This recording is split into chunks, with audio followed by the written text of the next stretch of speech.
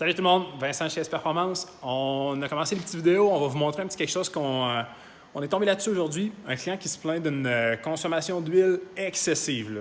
Excessive, on a rarement vu ça.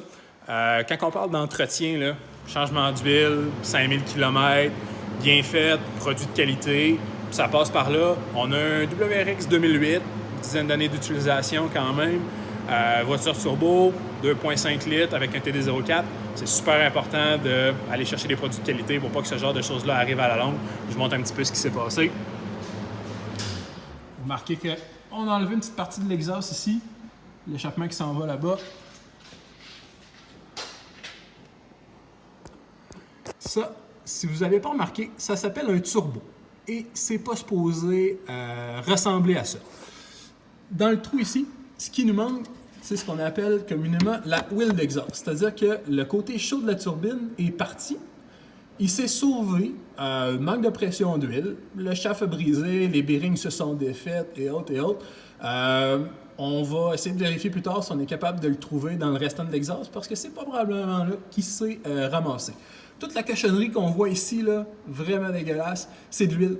Résidu d'huile, prenez une pinte d'huile, videz-la dans l'exhaust, ça va donner pas mal le même résultat. Sauf qu'ici, c'est pas une pinte d'huile, c'est plusieurs litres d'huile. On voit que ça a coulé partout dans l'exhaust. On en a retrouvé partout.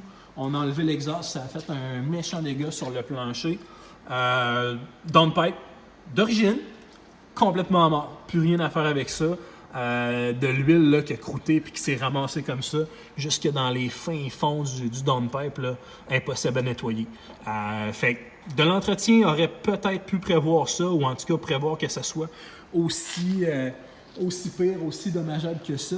Mais présentement, on se ramasse avec un cas quand même assez sérieux. Ça va prendre un nouveau turbo. Puis ce qui est important, c'est que les morceaux du turbo qui se sont défaits, le bearing qui était ici, là, puis que on peut presque voir, là, c'est pas supposé, mais on peut presque le voir. Le bearing se défait, tombe dans le tuyau de retour d'huile, qu'on va avoir un petit peu de misère à voir, mais on le voit un petit peu ici au fond.